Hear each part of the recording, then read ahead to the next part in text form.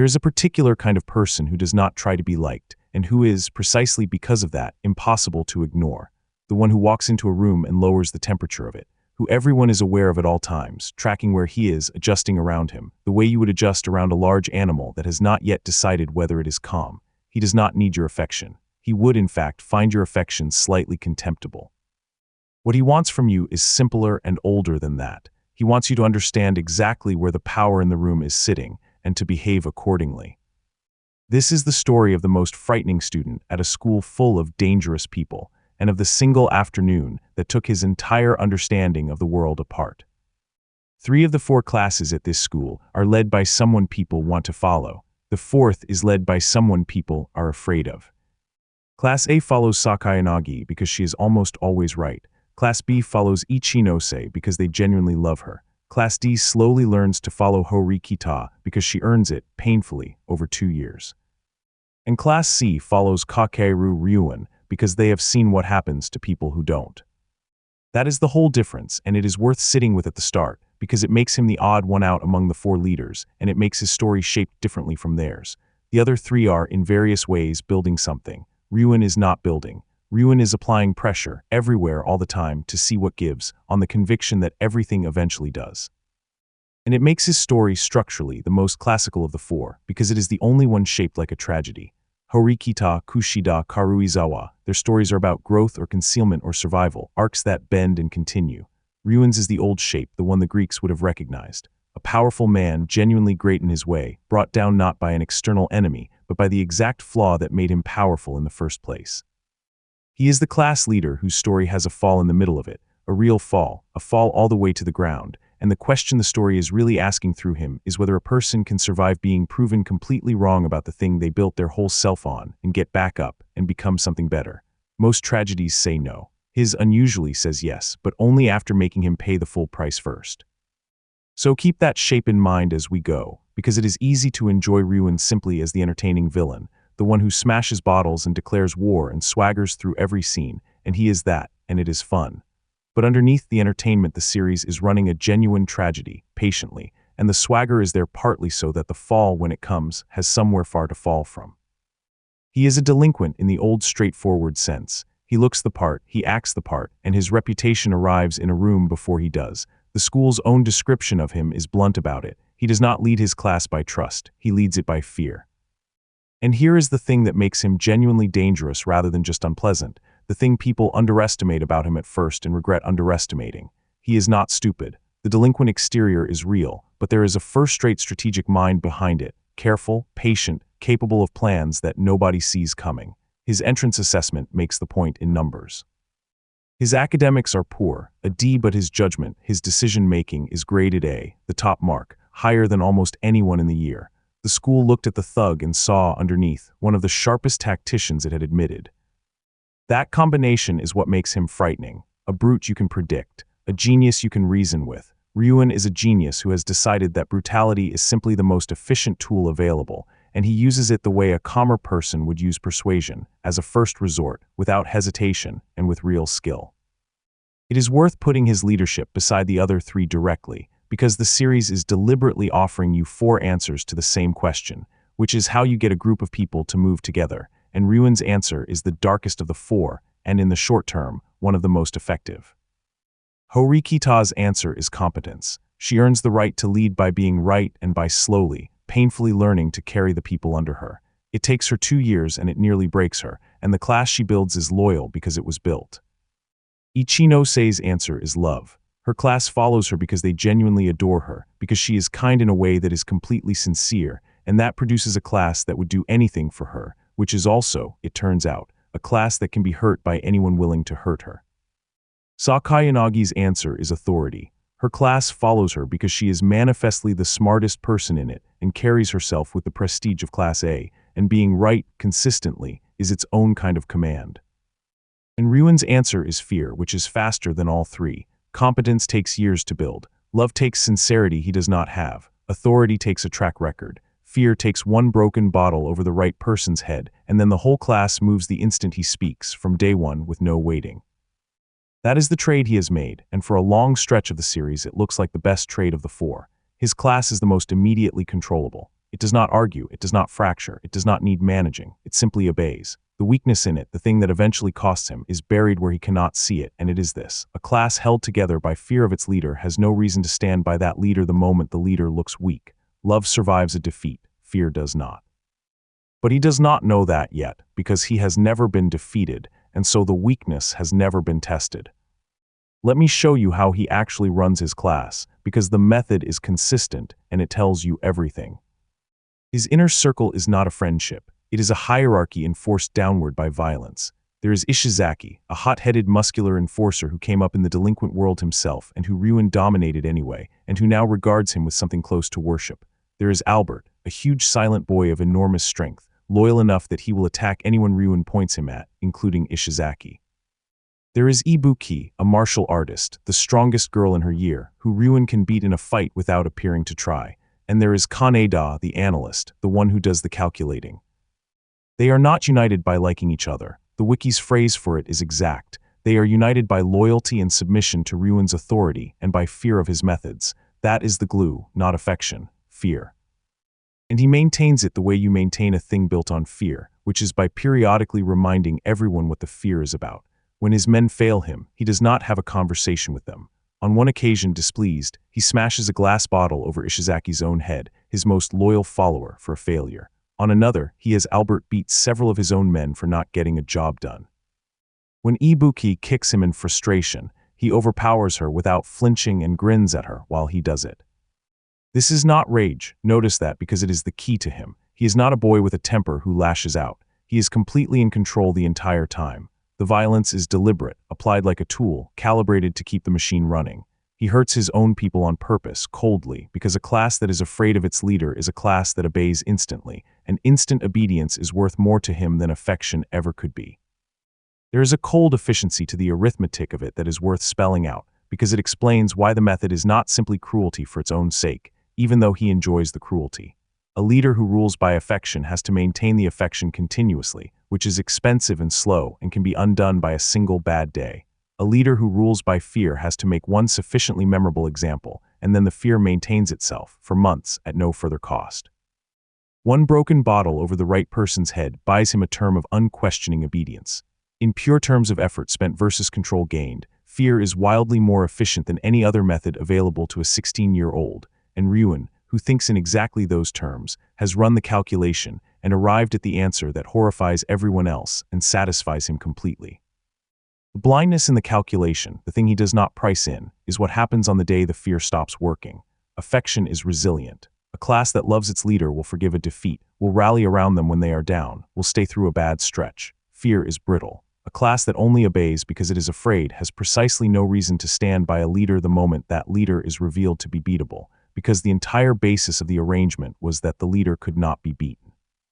Ryuen has built the most efficient possible engine of control and has not noticed that it has no reverse gear, no way to hold together the moment it is tested by his own weakness rather than his strength. He will find that out, but finding it out requires him to be beaten first, and he has never been beaten, and so the flaw remains invisible to him, a crack in a foundation he has never had reason to lean on. The school's own rating system later puts a number on the shape of him, and the number is worth knowing because it captures the whole paradox in a single line. Across the scales it measures, Ryuen comes out strong, good at reading situations, physically capable, adaptable, genuinely able. And then there is the scale that measures social contribution, the one that asks, in effect, whether you make the people around you better, whether you give anything to the group you are part of. On that scale, Ryuen scores at the very bottom, near 0, the lowest kind of grade the system hands out.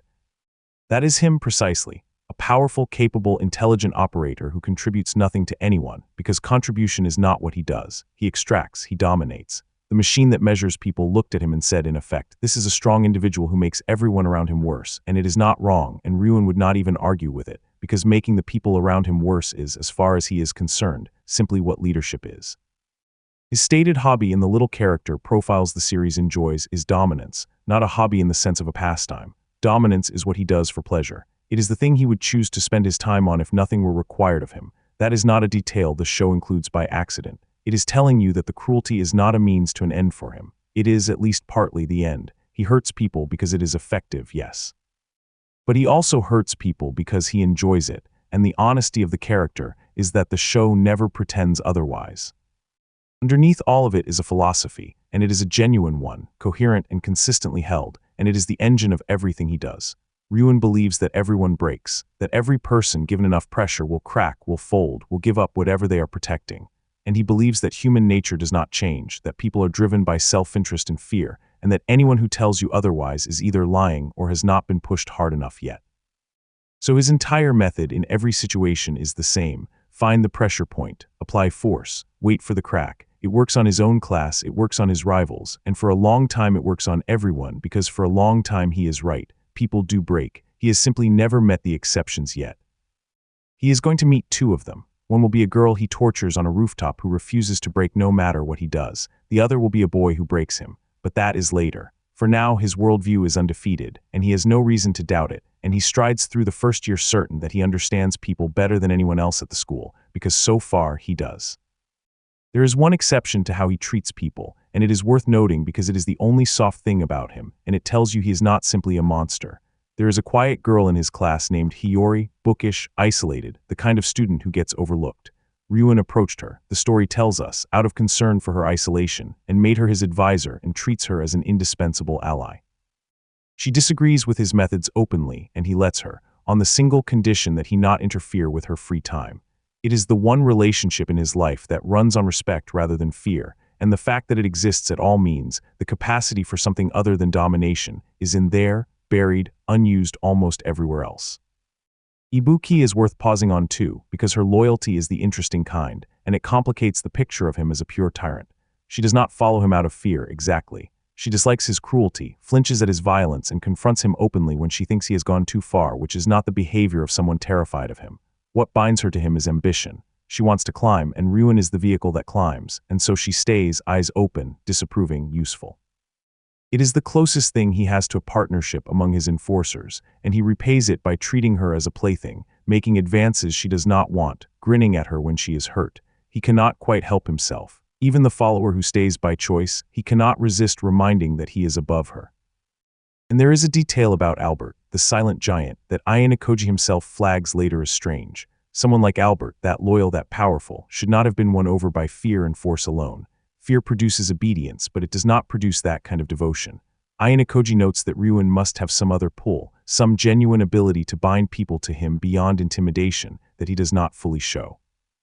It is a small hint that the fear is a choice rather than his only tool, that underneath the tyrant is someone who could have led another way and simply decided this way was faster. But everywhere else it is domination, and in his first year, that approach produces a leader who is genuinely feared across the entire grade, whose class does exactly what he says the instant he says it, and who treats the other three classes not as rivals to be outmaneuvered, but as targets to be broken. You see the method early in his first real appearance. He does not arrive as a mystery. He arrives harassing Ken Sudo, the hot-tempered boy from Class D, throwing his weight around in exactly the way his reputation promises, until Ichinose of all people steps in and diffuses it. That is the first thing the show tells you about him. He is the one the kind girl has to talk down. And then almost immediately, he shows you the strategist under the thug. There's a plot early in the first year to get Sudo expelled, engineered so that Sudo appears to have violently assaulted several students. Those students are Ryuen's, and they provoke the fight deliberately, on his instruction, to manufacture the incident. It is not a brawl that got out of hand. It is a trap designed and sprung, using his own men as bait, aimed at removing an enemy class's strongest asset through the school's own disciplinary machinery. The plot fails undone by Class D working out what really happened, and Ryuen's response to the failure is the response that defines him. He does not shrug it off. He punishes his own men for it, because in his world a failure is not forgiven, it is answered, and the answer is always pain. The boys who walked into a fight on his orders and lost are the ones who suffer for it. That is the leadership on display in a single early arc. He risks his people, and when the risk does not pay, he makes them pay. Then on the cruise ship at the start of the summer, he does something small and deliberate that marks the beginning of his real obsession. He crosses paths with Horikita, takes a photograph of her, and tells her more or less to look forward to what he has planned. He has decided she is worth his attention. He has selected Class D as his target. And he does not yet know that, in selecting Class D, he has selected the one opponent in the school he cannot beat, because the person actually running Class D is not the girl in his photograph at all. The first time we really see the strategist rather than the thug operating at full power is on the island. You may know this examination already because it is one of the most important in the series, and I have walked through the whole of it elsewhere from the point of view of the class that won it. Here I want to show you only Ryuen's side of it, because his play in that examination is, on its own, one of the cleverest single strategies anybody executes in the entire show, and it is also, in the end, a total failure, and the gap between those two facts is the most interesting thing about him. The examination puts all 4 classes on an uninhabited island for a week. Each class is given 300 points that function as both a survival budget and a final score, so every comfort you buy is subtracted from your result. Each class secretly picks a leader, and the game is to guess the other class's leaders while protecting your own. Everybody else treats those 300 points as precious, to be spent as little as possible. Ryuen does the opposite. He spends every single one of them, immediately on comforts, on gear, on a deal with Class A, until his class's balance hits exactly 0. It looks insane. It is the opposite of what the examination seems to reward, and it is the sharpest reading of the rules that anybody produces, because there is a clause buried in them stating that a class cannot be driven below 0. A class holding 300 points has 300 to lose. A class holding 0 has nothing to lose, and every penalty in the examination, every deduction, simply cannot touch it. He has converted his entire score into total immunity. And then he does the thing that immunity makes possible, which nobody else could do. He evacuates his class. Almost every student in Class C simply withdraws from the examination and goes back to the ship. Withdrawing carries a penalty, an enormous one when multiplied across a whole class, but his class is already at 0 and the penalty cannot reach it, and so it is free. He empties the island of his own people, leaving only himself and a tiny handful, and in doing so he removes every vulnerability the other classes are spending the week guarding. He has no points to protect, no camp to raid, no classmates to manage. The students he keeps are not there to survive. They are there to be inserted into other people's camps as spies. He plants Ibuki inside Class D and another student inside Class B to steal the one thing that matters, which is the identity of their leaders. And he makes a deal with Katsuragi of Class A, coordinating to strip points from everyone else. By the final day he has spies feeding him information, immunity protecting him from every penalty, and a pact with the strongest class in the year. He has, on paper, played a nearly perfect game.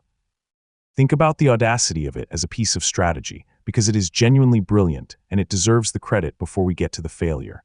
Every other class is playing the game the way the game appears to want to be played, carefully husbanding their points, protecting their leader, surviving the week. Ryuen looked at the same rules and found the move that made the entire visible game irrelevant. He turned his score into immunity, his immunity into freedom of movement, his freedom of movement into an intelligence operation, and his intelligence operation into knowledge of nearly everyone's secret leader. It is the play of someone who does not accept the frame he is handed, who reads past the surface of the rules to the exploit underneath. It is, in isolation, the single most creative strategy anyone runs in that examination. And he scores 0. To understand how that happened, you have to understand the one move he could not see, and it is a thing of quiet beauty from the other side. His whole plan rested on correctly guessing the other class's leaders while hiding his own. He guessed 2 of the 3 correctly, Class A and Class B, which should have paid handsomely. But Class D's leader, the one he was most determined to identify, had been switched at the last possible moment quietly, by the hidden operator, using a rule almost nobody had bothered to read carefully. So Ryuen guessed the person who used to be Class D's leader and was wrong, and the wrong guess cost him.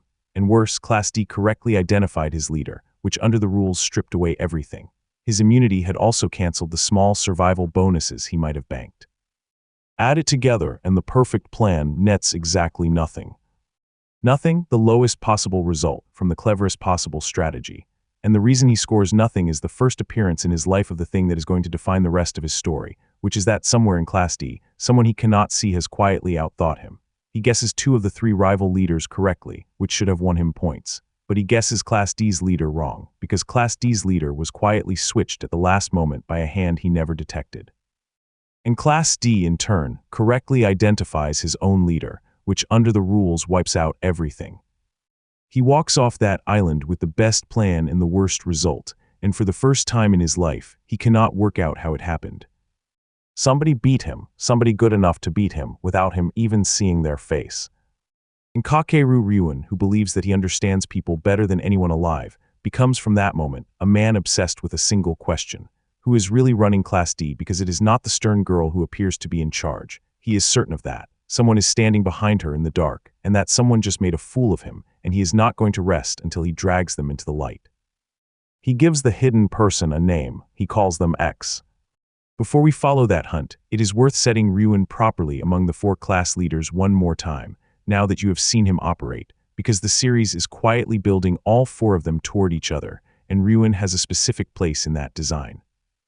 He thinks of the other leaders as courses in a meal, to be consumed in order, and he has an order in mind. He intends for a long time to save Sakayanagi for last, the Class A leader, the cold intellect at the top of the school, as the final and worthiest opponent. Ichinose he regards as a threat to be dealt with along the way, and he beats her class at one point and grows arrogant about it afterward. And Horikita he fixates on because of the hidden hand he senses behind her.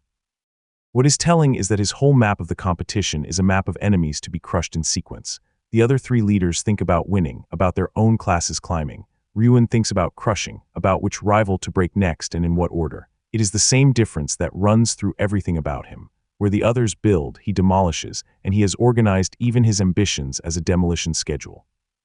And the plan, like most of his plans, is about to be rearranged by a person who was not on the menu at all. Because after the rooftop, Ryuen quietly reassigns the final slot, the worthiest opponent slot he had been saving for Sakayanagi, and gives it to Ayanikoji instead.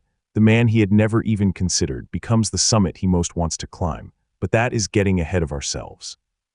The hunt for X is going to consume him and lead him to a rooftop and to the single worst decision of his life. There is a moment in every powerful person's life where they are shown, for the first time, that they are not the biggest thing in the room. Some people absorb it and grow, some deny it and break, and a rare few do something stranger, which is refuse the lesson so completely that they spend everything they have chasing the person who taught it to them, not to learn, but to erase the fact that it was ever taught. Ryuen is that rare, dangerous third kind, and the whole middle of his story is the long, obsessive chase that comes from a proud man who cannot accept a single loss. An obsession begins the way most obsessions do, with a small wound that will not heal. Ryuen came off that island having played, by his own reckoning, a flawless game and having scored nothing, and a lesser strategist would have blamed luck or the rules or a bad guess. Ryuen does not do that, and this is the thing that makes him genuinely formidable rather than merely dangerous. He looks at his own perfect failure and he concludes correctly that he was beaten, not by chance, by a person. Somebody had reached into his flawless plan and turned it against him, and had done it so cleanly that he never felt the hand. So he asks the only question that matters: whose hand? But before the obsession fully takes hold, there is an examination where he gets to feel, one last time, like the smartest person in the year, and it is worth seeing, because it is Ryuen at the height of his confidence, right before the confidence starts to curdle into fixation. The start of the second year of the story, back on a cruise ship, the classes are mixed into groups and set a puzzle. Hidden among them are certain students designated as important, and the game is to work out who. It is a test of reading people under pressure, and it is exactly Ryuen's kind of game, and he takes it apart.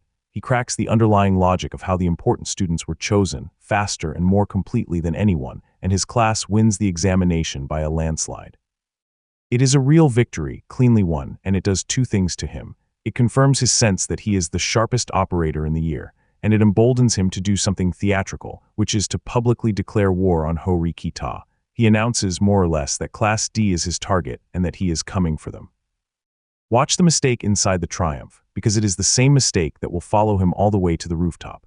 He declares war on Horikita. He aims the whole force of his attention at the girl standing at the front of Class D, and the person actually running Class D watches him do it, and is perfectly content to let Horikita absorb the fire, because every ounce of Ryuen's aggression pointed at the decoy is aggression not pointed at the real operator. Ryuen thinks he has named his enemy. He has named his enemy's shield. There is also an examination that goes badly for him, and it stings and it feeds the obsession. Later in that second season comes a paired written examination, and in the head-to-head that matters, his class loses to Class D. It is a 100-point swing against him, and it is engineered, and though he cannot prove it, he can feel the same invisible hand that beat him on the island reaching in again. Twice now. Twice he has been beaten by something he cannot see, and both times the trail, when he follows it, leads into the fog behind Horikita. So he asks it again, harder, whose hand? And the obvious answer, the girl who appears to lead Class D, he rejects almost immediately, and his reasoning is sharp. Horikita is rigid, he decides. Serious, disciplined, capable, but rigid. The plays that beat him on the island were not rigid. They were fluid, improvisational, the work of a mind that thinks sideways, and that is not how Horikita thinks. Someone is standing behind her. Someone is using her as a face, running Class D through her while staying invisible. That deduction on its own is worth respecting, because almost nobody else in the school makes it. Everyone else takes Class D at face value. They see Horikita leading, struggling, improving, and they conclude that Class D is Horikita's project and that its successes are hers. Only Ryuen looks at the results and says, no, this does not match the person taking the credit. The wins are too strange, too lateral, too unlike the mind that is supposedly producing them. Somebody else is here. It is the single most perceptive read anyone in the year makes about the shape of the game, and Ryuen makes it early, alone, off nothing but the texture of how he was beaten. That is the strategist under the thug, working at full power.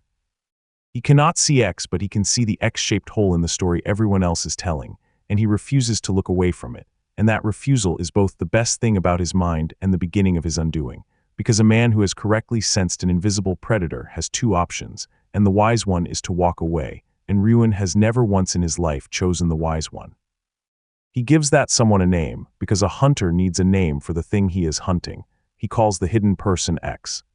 And from that point, finding X becomes the organizing purpose of his life at the school. Everything he does for the better part of a year runs back to it. He is no longer trying to win examinations, exactly. He is trying to flush out one specific person, and he will spend any amount of his classes standing to do it. His method for the hunt is the same method he uses for everything, which is pressure. He believes that everyone breaks, so his approach to finding a hidden person is not clever deduction. It is force, applied broadly, to see who flinches and who is being protected. He puts Class D under total surveillance. He treats every single student in it as a suspect and a target. He gathers information by any means available, including reading his own classmates' phones and messages, so that no one around him can lie to him, which tells you something about how he treats even the people on his side. And then he starts squeezing, watching for the reaction that gives the game away, because in his experience, a hidden thing reveals itself the moment you threaten what it cares about. It is worth sitting with the logic of that, because it is genuinely clever, and it is the reason his method usually works.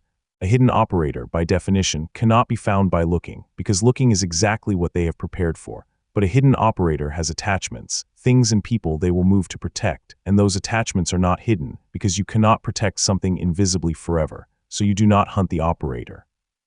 You threaten everything in the vicinity, indiscriminately, and you watch to see which threat produces a response out of proportion to itself. The disproportion is the tell. Something protected reveals its protector by being protected. It is the same principle a predator uses, and Ryuen applies it with a predator's patience. He does not need to know who X is. He only needs to threaten enough of X's world that X is forced to reach out and stop him, and the reach is the reveal. There is a cost to running the hunt this way, and it falls on his own people as much as on his targets, and it starts to fray the machine. Ibuki in particular has had enough of it. She confronts him openly, disgusted by the cruelty, unwilling to keep torturing people to satisfy his fixation, and Ryuen's response to being confronted by his own most capable follower is characteristic. He does not persuade her. He overpowers her physically when she pushes, and reminds her with his hands that disagreeing with him is permitted, but resisting him is not. The hunt is eating his class from the inside, and he either cannot see it or does not care, because the hunt has become the only thing that matters. Here I have to be careful, because the hunt in its fullest form belongs partly to the novels, and I want to stay with what the anime actually shows you. In the novels, there is an elaborate piece of bait involving a rumor, a whole layer of feint and counterfeint. The anime compresses that. What the anime keeps clearly is the shape of it. Ryuen concludes there is an X, works methodically down the list of who it could be, fails to positively identify the person, and so decides to stop guessing and start seizing. It is worth appreciating how patient the hunt is, because patience is not the quality people associate with a violent delinquent, and it is the quality that makes him genuinely dangerous. A crude enemy would have grabbed someone from Class D at random and started hurting them. Ryuen does not do that. He gathers first. He watches, he pressures the edges, he collects the small tells, he builds a picture over weeks and months. The violence, when it finally comes, is not an outburst. It is the last step of a long, careful investigation, applied precisely, at the point where the investigation has told him it will pay. That combination is rare, and it is why nobody else in the school is hunting X at all. Everyone else has either not noticed there is an X to hunt, or has noticed and lacked the ruthlessness to do what finding him would require. Ryuen has both. He has the perceptiveness to see the hidden hand and the brutality to reach for it, and there is no one else in the year of whom that is true. In a strange way, he is the only person other than Ayanokoji himself operating at that level, the only one playing the same deep game, which is precisely why the two of them end up on a rooftop together. They are the two players who saw the real board. It is only that one of them saw it a little more completely than the other. He needs a lever, a person connected to X, someone he can grab and squeeze until X comes running to protect them, and he finds one. The way he finds her runs through the girls who once attacked Kakeru Ryuen, and the interrogation itself is worth pausing on, because it shows his method working exactly as designed. Shiho Manabe and the others had been part of a scheme against Kakeru Ryuen, and something had gone wrong for them, and they had betrayed Ryuen in the process. So he corners them, and he applies the pressure, and he does the thing he always does, which is make continuing to hide more painful than confessing. And they crack exactly as his philosophy predicts, because they are ordinary people and ordinary people do crack. To save themselves, they tell him something to save themselves. They tell him that on the cruise ship, after they cornered Kakeru Ryuen, someone had held photographic evidence over them, threatening to expose them unless they left her alone. Someone had been protecting Kakeru Ryuen with blackmail from the shadows. That is the thread, someone protecting Kakeru Ryuen in secret, using exactly the kind of hidden manipulation that beat him on the island. X has a relationship with Kakeru Ryuen, which means Kakeru Ryuen is the way to reach X. And it hands Ryuen a second gift, which is Kakeru Ryuen's past, the bullying she will do almost anything to keep buried. So she is, for his purposes, the ideal target twice over. She is the thread that leads to the person he wants, and she is fragile in exactly the place he knows how to press. It is worth pausing to admire the deduction, coldly, because it is genuinely good detective work wrapped in genuinely ugly methods. He did not find X, he could not find X was too well hidden. So instead he found the one person X had revealed himself by protecting, and he worked out that if he could not locate the hidden man, he could locate someone the hidden man would not abandon, and use them as bait. It is the reasoning of someone who understands that people are protected by their attachments, and that the way to a careful person is through the one person they were careless enough to care about. He is right about all of it except for one thing, and the one thing is the thing that undoes him. He assumes that the way to make X appear is to break Kakeru Ryuen, because breaking people is what works. It does not occur to him, because it has never once been true in his life, that he might grab someone who does not break. So he takes her to a rooftop. And before we go up there with them, it is worth stopping to notice what this hunt has cost him, and what it reveals about him, because it is not flattering and it is not simple. Ryuen has, at this point, spent months and a great deal of his classes standing not on winning, but on satisfying a personal fixation. The examinations are how you climb at this school, and he has more or less stopped caring about climbing. He wants X, he wants to find the person who beat him and beat them back, and he wants it badly enough to sacrifice his class's actual position to get it. That is pride, and it is the flaw underneath all his strength. The fear-based leadership, the ruthlessness, the willingness to hurt anyone, all of it is in service of a self-image, the image of the man who cannot be beaten, who understands people better than they understand themselves. The island cracked that image, and he cannot let the crack stand. He has to find the person who made it and close it, or the whole structure of who he believes himself to be comes down. And this is the thing the story understands about him that makes him more than a thug, which is that his greatest strength and his fatal weakness are the same trait viewed from two angles. The trait is that he cannot accept being beaten. Seen one way, that is what makes him formidable. It is why he does not blame luck, why he correctly deduces there is a hidden operator, why he refuses to let a mystery lie, why he pursues the truth past the point where a comfortable man would stop. The refusal to accept defeat is the engine of his intelligence. Seen the other way, it is what destroys him, because a wiser person, having correctly sensed a predator in the dark, would have quietly stepped back and stayed out of its reach. Ryuen cannot do that. The same refusal to accept a loss that makes him perceptive also makes him unable to walk away from the one opponent he should never have approached. His pride will not let the crack stand, and so his pride walks him, step by careful step, directly into the thing that will break him completely.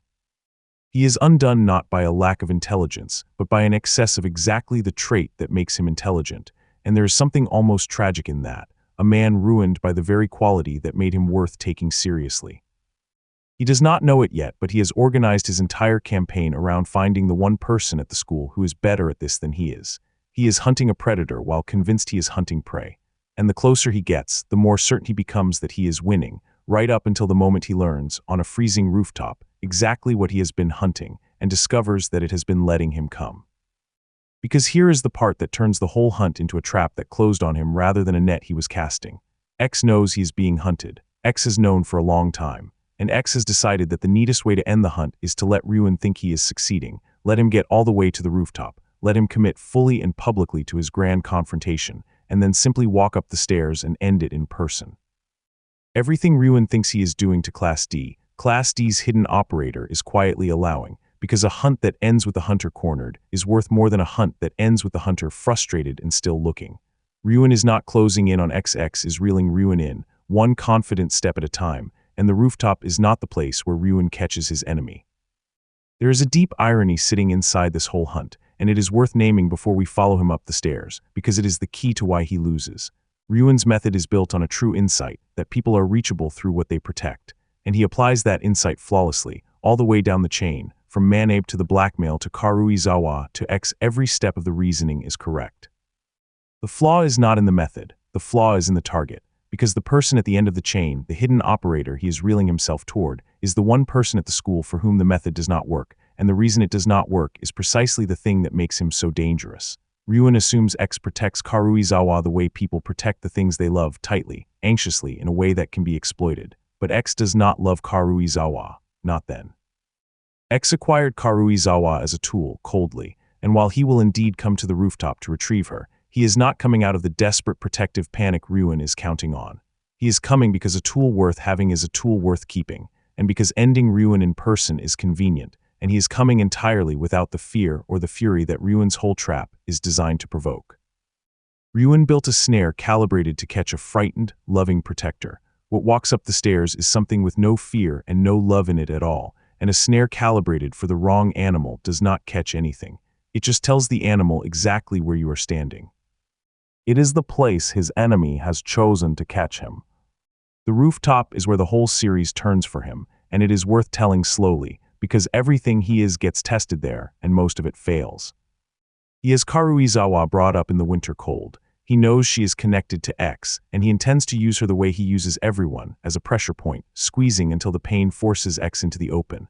And the squeezing is not metaphorical. He douses her with freezing water, again and again in the cold, demanding one thing, the name of the person protecting her. She is terrified. Everything about the situation is calibrated to break her, and it is worse than Ryuen even knows, because being cornered and hurt like this is the exact shape of the childhood she has spent her whole life outrunning. He is not just torturing a girl. He is, without meaning to, recreating the worst thing that ever happened to her. And she does not break. It is worth understanding why her specifically, of all people, is the one who defeats his philosophy, because it is not random, and it is almost unbearably fitting. Ryuen's whole model says that pressure breaks people, that enough pain produces compliance. But that model quietly assumes something, which is that the person being pressured has a normal relationship with pain, that pain is a signal they will move to stop. Karuizawa does not have a normal relationship with pain. She spent years being hurt, systematically, past the point where crying or screaming or begging ever changed anything, until she learned the one lesson Ryuen's model cannot account for, which is that sometimes the pain does not stop no matter what you do, so you might as well decide on your own terms what you will and will not give up. Ryuen is torturing the one person at the school who has already been through worse and come out the far side of it with a will he cannot reach. His whole method assumes he is introducing her to suffering. He is not. He is a late, weak echo of suffering she survived years ago, and she has already decided, in a much darker place than this rooftop, that there is a core of herself no amount of hurting will take. He picked, out of everyone, the one target immune to his only weapon, and he did it because his own perceptiveness led him straight to her, which means his greatest strength delivered him to the person built to disprove him. Ryuen, who has built his entire understanding of the world on the certainty that everyone breaks, watches her refuse and cannot make it compute. He escalates. He tells her the one thing that should end it, the thing designed to hollow out her will completely. He tells her the truth about the person she is protecting. That X, the one she trusts, is the same person who engineered her suffering in the first place, that she was never rescued on that ship. She was used, deliberately, by the very hand that then pretended to protect her. It is a genuinely cruel masterstroke, and it should work. It is aimed at the exact seam where her loyalty is holding, and it tells her that the loyalty is a lie, that she is protecting the architect of her own pain. And she still refuses. The line she gives him is the spine of the whole scene, and it is the moment Ryuen's philosophy dies. No matter how many times you ask me, she tells him, I will never, ever tell you. Sit with what that does to him, because it is the beginning of everything that changes in him. He is a man who has organized his entire life, his leadership, his cruelty, his self-image, around a single conviction that human nature is fixed and that everyone, given enough pressure, breaks. And a frightened girl, soaked and shaking, holding a secret with nothing to gain by holding it, having just been told that the secret is not even worth protecting, refuses to break in front of him, past every point where his model says she should have folded. She is not supposed to exist, and there she is. And Ryuen does something that tells you he is more than the monster he plays. He does not simply get angrier. He recognizes what he is looking at. He tells her she is worthy of his respect.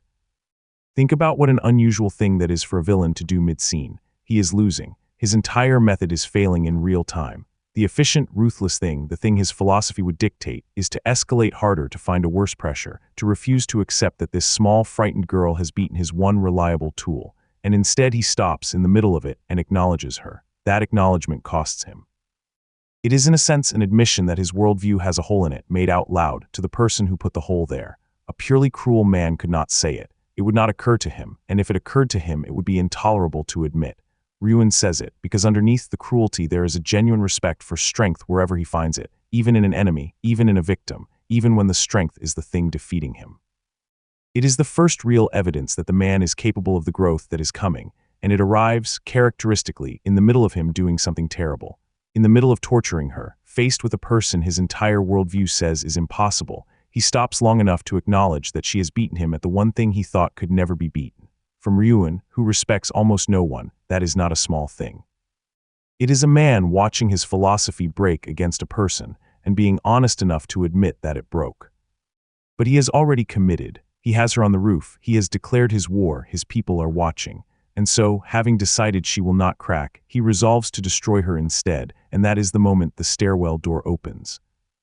Ayanokoji walks onto the rooftop, and he tells Ryuen plainly that he is X.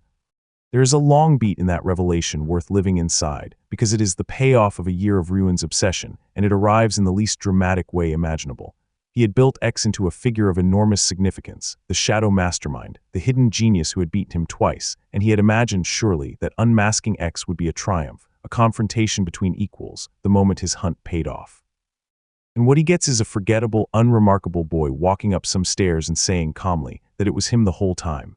No triumph, no drama, just the quiet arrival of the answer and the slow, sinking recognition that the answer had been standing next to Horikita in plain sight for a year, close enough to touch, and that Ryuen had looked directly at him once and dismissed him as impossible. The mastermind he spent everything to find had never been hidden at all. He had simply been beneath Ryuen's notice, which is a far more humiliating thing than being cleverly concealed, because it means Ryuen's own contempt for the ordinary was the blindfold. Everything reorganizes in that instant. The student who was always somewhere near Horikita, forgettable, invisible, the one Ryuen had glanced at once in the first year and dismissed as impossible. That one, the decoy, was Horikita. The hidden operator was the boy nobody looked at, standing quietly in the background of every scene, and he has been letting Ryuen hunt him for the better part of a year, and he has walked up here on purpose to end it. Ryuen's people cannot believe it at first. It takes proof before they accept that this unremarkable boy is the mastermind who beat their leader twice. But Ryuen, on some level, believes it immediately, because it is the only answer that fits, and because a part of him has always known that whatever beat him on the island was something he had failed to see. What follows is short and total. Ayanokoji is enraged by what has been done to Karuizawa, or as close to enraged as he gets, which is something colder and worse than rage. He dismantles Ryuen's enforcers first. Ishizaki, the loyal muscle, defeated. Albert, the silent giant, the strongest of them, defeated. Ibuki, who tries, defeated. The whole apparatus of Ryuen's physical power, the thing his fear-based rule ultimately rests on, taken apart in front of him in minutes. And then Ryuen, who has never in his life declined a fight, and who is genuinely eager to test himself against whatever this is, steps in personally. He is good, that should be said. He is a real fighter, mixing techniques from several disciplines, nobody's pushover, and it does not matter in the slightest. Ayanokoji overpowers him with an ease that is almost insulting, throws him down, and beats him methodically, past defeat and into something that the story calls being broken. Here is the detail that matters most, the one that changes Ryuen permanently, and it is not the losing. Ryuen has lost a fight before, it is how he loses. In desperation, unable to win, he tries the one thing that has always worked on everyone, which is to provoke a reaction, to needle and taunt his opponent into an emotional mistake. And he gets nothing.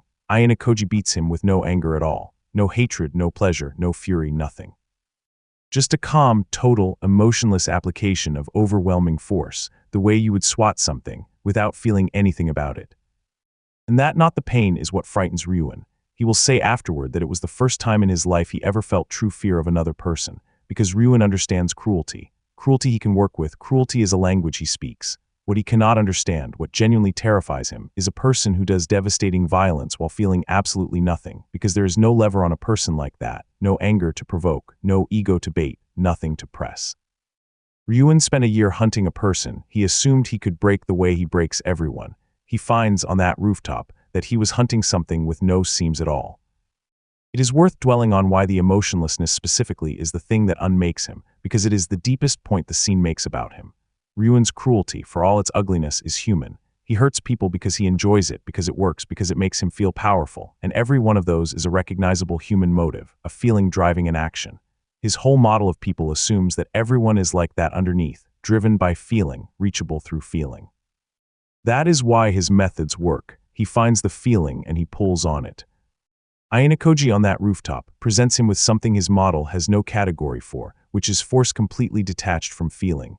Violence is pure function, applied the way you would enter a number into a calculator. And a person who acts without feeling cannot be reached by any of Ryuen's tools, because all of Ryuen's tools work on feeling. He cannot be angered because he is not moved by anger. He cannot be provoked into a mistake, because provocation requires an ego to snag, and there is nothing there to snag. He is, to Ryuen, a door with no handle, a lock with no keyhole, and Ryuen has spent his whole life priding himself on being the man who can open anyone. To meet a person who genuinely cannot be opened, and to meet them while being methodically beaten by them, is to have the ground removed from under everything he believes he is. His entire philosophy dies twice in one scene. First, a girl who would not break proves that not everyone does. Then a boy who feels nothing proves that Ryuen's whole toolkit, every method he has, is useless against the right person. Everyone breaks, he believed, and human nature does not change. In the space of an hour on a freezing roof, both halves of that are disproven in front of him by the two people he least expected. There is one more person on that rooftop worth thinking about, and it is Ibuki. She is there as his enforcer, and she fails against Ayanokoji like the rest, but her presence closes a small loop that runs through the whole first year. It was Ibuki who once told Ryuen, in effect, that the most harmless-looking people are the most troublesome, a warning he did not take seriously at the time. And here on the roof, the most harmless-looking person in the school walks up the stairs and dismantles everything Ryuen built. His own follower had handed him the exact insight that would have saved him, months earlier, and he had waved it away, because a man certain that everyone breaks does not spend much time worrying about the quiet ones. The lesson he refused to learn from Ibuki, he learns instead from Ayanokoji's fists, which is a more expensive way to learn it. What happens to him after that is, for my money, the most interesting part of his whole story, because it is the part where a villain does not simply get beaten and slink off, but is genuinely changed by the beating. In the immediate aftermath, he collapses. He gives up leadership of his class. He isolates himself from his gang. He decides on some level that he cannot go on, that the thing his entire identity was built on has been proven false, and a man whose identity has been proven false does not always know how to keep being a person. He comes close to leaving the school entirely. And I have to be honest with you about the scene between what the anime shows and what it does not, because this is exactly the kind of place where retellings drift. The anime shows the rooftop, the defeat, and clearly gestures at a broken, withdrawn Ryuen in the aftermath. The fuller story of what pulls him back, the detail of it, lives more in the novels than on the screen, so I will give you the shape the anime supports and flag that the fine detail runs past what has been animated. The shape is this: what stops Ryuen from disappearing is the discovery that the boy who broke him also, quietly, protected him. Ayanokoji did not report the rooftop. He did not press the advantage, did not have Ryuen expelled, did not finish him off in the way the school's rules would easily have allowed. He simply beat him and then let him live and covered the traces, and Ryuen cannot understand it. It makes no sense in his world, where you destroy a defeated enemy because a defeated enemy is a future threat. Being spared, for no reason he can see, by the person with the most reason to end him, is its own kind of shock, and it is the thing that eventually pulls him back from the edge. Because it suggests a way of operating that his philosophy has no room for. Ayanokoji did not spare him out of mercy, exactly. He spared him because a broken, humbled Ryuen was more useful alive than gone, because because a rival who now knows he is outmatched is a rival who can be pointed at other enemies. And Ryuen, working that out, is both humbled and strangely respected. He was not destroyed. He was assessed, defeated, and kept because he was worth keeping. For a man who treats everyone as a disposable tool, being treated as a valuable one by the person who beat him is a genuinely disorienting experience.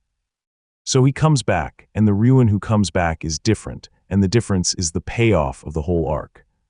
He is still ruthless, he is still violent, still willing to do the ugly thing, still nobody you would want as an enemy.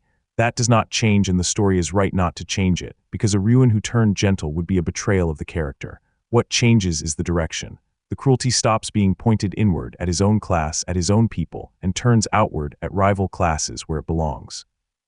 He stops needing to break the students under him to feel in control, because he no longer needs the illusion of total control. He has met the thing that is actually above him, and survived it, and there is a strange freedom in that. He develops a real respect for Ayanokoji, open about it, admitting his loss to others rather than hiding it, and vowing to beat him someday, but as a genuine long-term ambition rather than a wound he cannot stop picking at. And increasingly, across the rest of the animated story, he functions as something almost nobody would have predicted from the delinquent on the cruise ship, an ally. Not a friend, never a friend, but a reliable ally of convenience to Ayanokoji's class against the classes they both want to beat, which are Sakayanagi's and Ichinosei's. There is something genuinely satisfying in watching that transformation play out over the later examinations, because it does not happen as a speech or a single scene. It happens in his behavior, gradually, the way real change happens. In the first year, he could not be in the same story as Ayanokoji without trying to destroy him. By the second year, when a large examination needs cross-class cooperation, Ryuen can work alongside him, needling and competitive but functional, two rivals who both understand the pecking order, and can set the rivalry aside when a shared enemy makes it worth their while. The tyrant who once treated cooperation as weakness has learned that a temporary alliance with the person above you is not surrender, it is strategy. And the direction of his hunger changes in a way that is healthier for everyone around him, especially his own class. In the first year, the pressure was always partly pointed inward, at his own people, because a man who needs to feel dominant needs someone nearby to dominate. After the rooftop, he does not need that anymore. He has felt the real thing, the genuine article, a person so far above him that all his fear-based theater looked like nothing. And having felt it, he no longer needs to manufacture a smaller version of it by terrorizing the students under him. The cruelty goes outward, at the rival classes it was always meant for, and his own class, for the first time, gets a leader who is merely ruthless rather than actively dangerous to be near.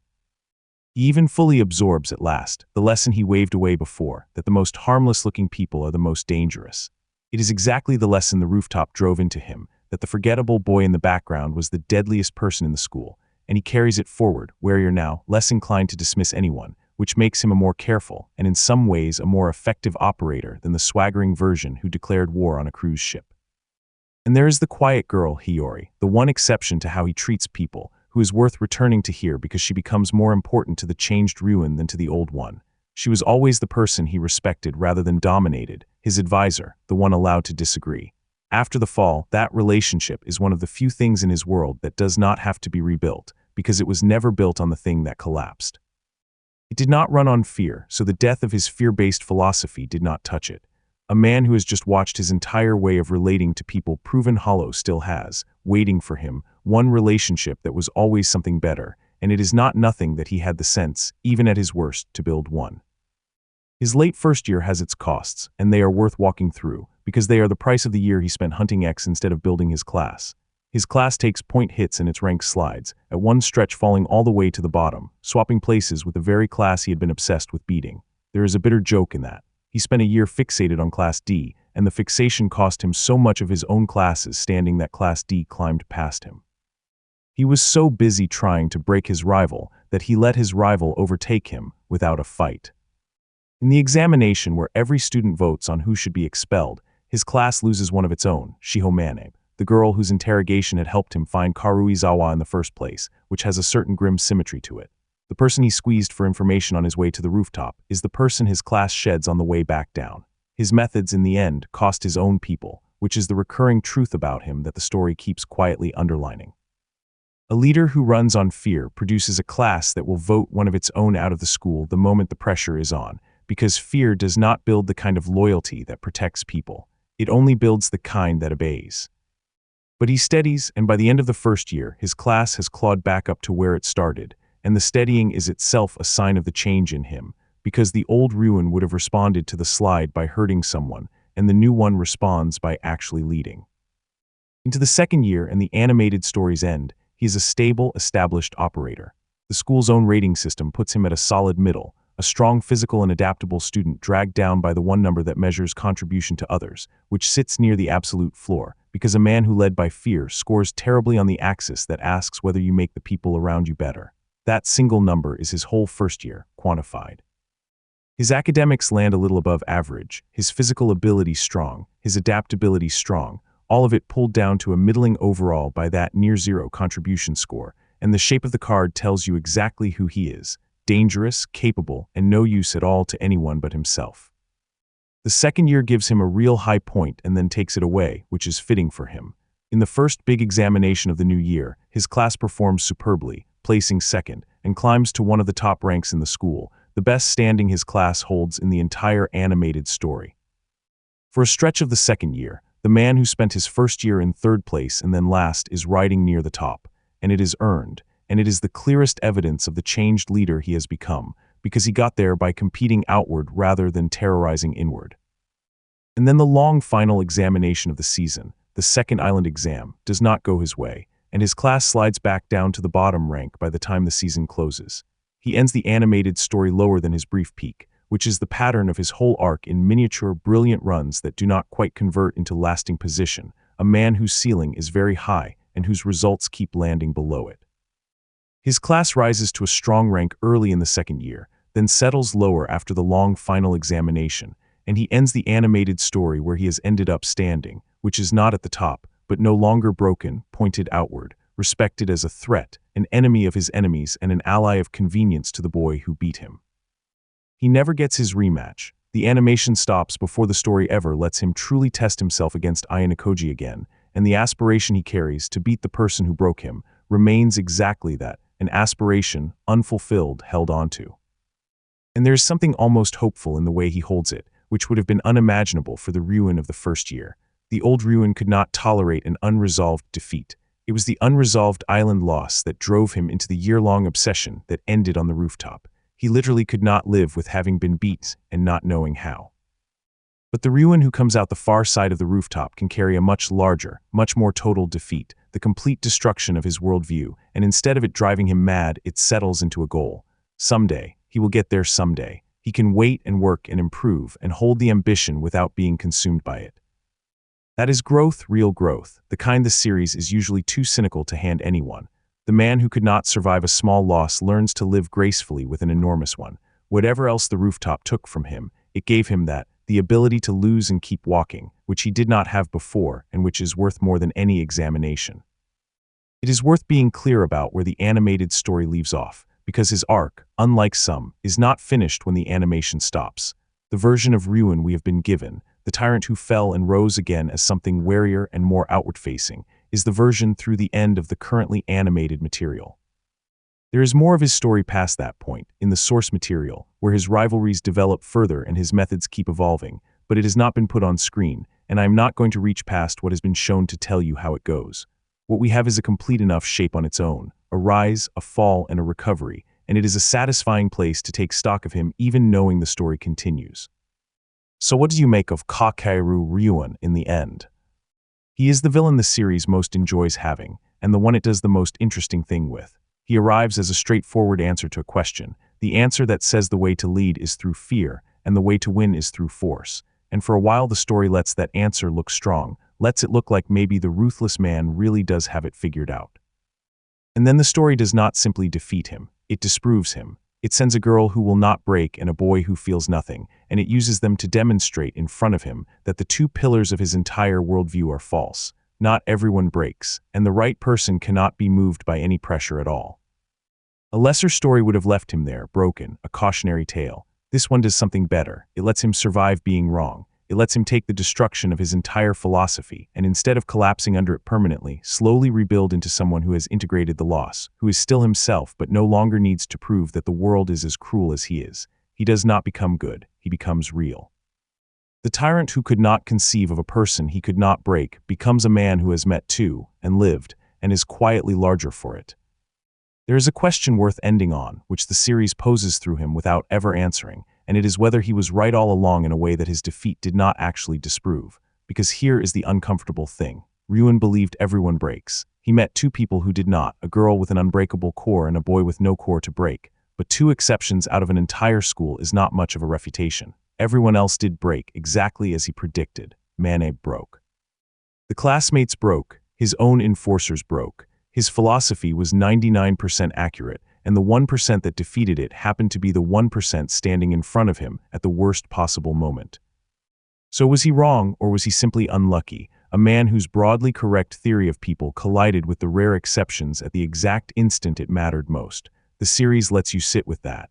It does not tell you that cruelty never works, because in this world cruelty often works.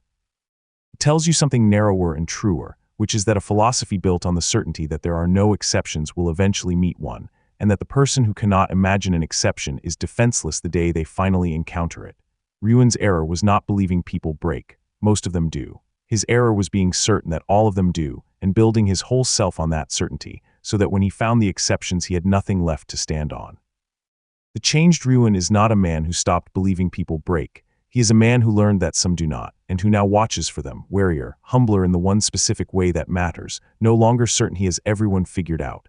It is a small correction, and it is the whole difference between the monster on the cruise ship and the operator at the end. He did not become good, he became accurate.